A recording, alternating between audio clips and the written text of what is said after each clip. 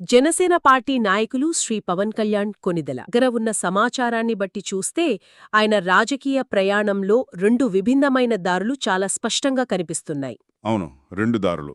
ఒకవైపు ఆంధ్రప్రదేశ్ ఉప ముఖ్యమంత్రిగా క్షేత్రస్థాయిలో పని, మరోవైపు జాతీయ రాజకీయాల్లో పెరుగుతున్న ప్రభావం. నిజమే. అసలు ఈ రెండు పాత్రలను ఆయన ఎలా బ్యాలెన్స్ చేస్తున్నారు, దాని గురించే ఈరోజు మనం లోతుగా చర్చిద్దాం. ఇది నిజంగా చాలా ఆసక్తికరమైన విశ్లేషణ. ఎందుకంటే మనం చూస్తున్నది కేవలం ఒక సినిమా స్టార్ రాజకీయ నాయకుడిగా మారడం కాదు, ఒక ఉద్యమకారుది ఇప్పుడు ఒక పరిపాలకుడిగా రూపాంతరం చెందడం. మనకందిన సమాచారం ప్రకారం ఏపీలో ఆయన నిర్ణయాలకు, రాష్ట్రం బయట ఆయన అడుగులకు ఒక స్పష్టమైన లింక్ ఉంది. అంటే ఇదంతా ఒక ప్రణాళిక ప్రకారమే జరుగుతోందంటారా? ఖచ్చితంగా, యాదృచ్ఛికంగా అయితే కాదు. సరే, ముందుగా ఆంధ్రప్రదేశ్లో ఉప ముఖ్యమంత్రిగా ఆయన పనితీరునే తీసుకుందాం. పదవిలోకి వచ్చిన ఏడాదిలోనే ప్రోగ్రెస్ రిపోర్ట్ ఇవ్వడం, అది చాలా ఆసక్తికరమైన విషయం. పారదర్శకతకు నిదర్శనంగా కనిపిస్తోంది. ముఖ్యంగా పంచాయతీరాజ్, గ్రామీణాభివృద్ధి లాంటి శాఖలపై ఎక్కువ దృష్టి పెట్టారు. కరెక్ట్.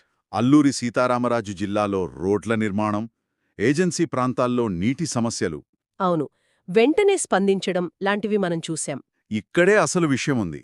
ఆ ప్రోగ్రెస్ రిపోర్ట్ అంటే దాన్ని ప్రెజెంట్ చేసిన విధానం చూస్తే అదొక ప్రభుత్వ పత్రంలా లేదు. ఓ, ఒక బ్లాక్ బస్టర్ సినిమా ఫస్ట్ ఇయర్ కలెక్షన్ రిపోర్ట్లా ఉందన్నమాట. పరిపాలనా భాషను తన అభిమానులకు అర్థమయ్యేలా మార్చడంలో ఆయన సక్సెస్ అయ్యారు. అయితే కొన్ని విశ్లేషణలు వేరేలా కూడా చెబుతున్నాయి కదా, ఆయన దృష్టి ఎక్కువగా గ్రామీణ సమస్యల మీదే ఉందని. ఉంది, ఆ వాదన కూడా ఉంది. కానీ అదే సమయంలో కాకినాడలో ఆ గ్రీన్ అమ్మోనియా ప్రాజెక్ట్ లాంటివి కూడా. అవును, ప్రపంచంలోనే అతిపెద్ద ప్రాజెక్ట్ అది. అవును, అలాంటి భారీ ప్రాజెక్టులలో ఆయన భాగస్వామ్యం కూడా కనిపిస్తోంది కదా. ఇది రాష్ట్ర భవిష్యత్ ప్రణాళికల్లో ఆయన పాత్రను చూపిస్తోందా?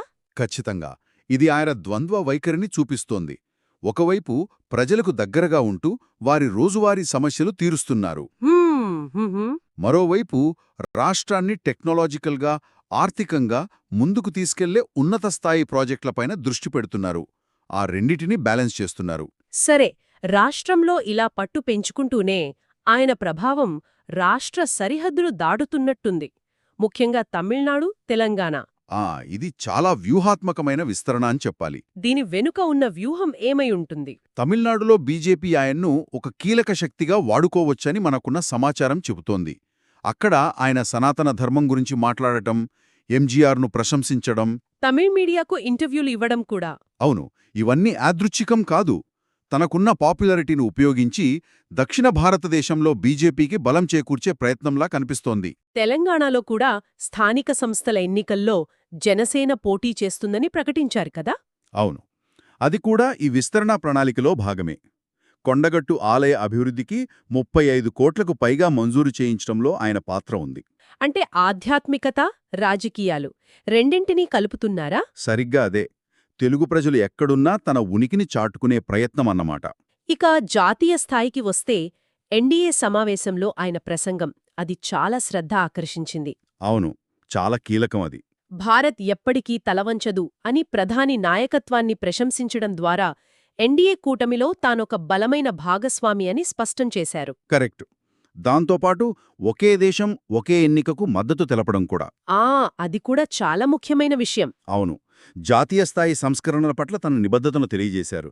ఇవన్నీ ఆయన జాతీయ ఇమేజిని బాగా పెంచుతున్నాయి. ఒకవైపు జాతీయ రాజకీయాలు, మరోవైపు క్షేత్రస్థాయిలో పార్టీ నిర్మాణం.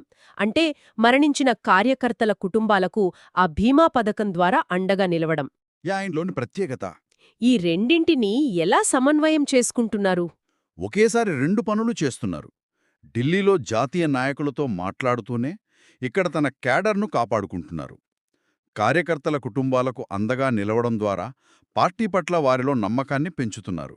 సినిమా గ్లామర్, పరిపాలన రెండూ కలిపి ముందుకు వెళ్తున్నారు.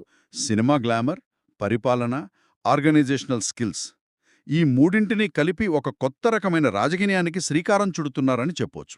మొత్తం మీద చూస్తే పవన్ కళ్యాణ్ ఒకే సమయంలో రెండు గుర్రాల మీద స్వారీ చేస్తున్నట్టు చాలా స్పష్టంగా కనిపిస్తోంది. నిజమే, ఇది చాలా క్లిష్టమైన బ్యాలెన్సింగ్ యాక్ట్. ఇక్కడ తలెత్తే అసలైన ప్రశ్న ఏంటంటే, ఈ ప్రయాణం ఎంతకాలం ఇలాగే సాఫీగా సాగుతుంది? మన దగ్గరున్న సమాచారం బట్టి ఆయన వ్యూహాలు పక్కాగా ఉన్నాయి.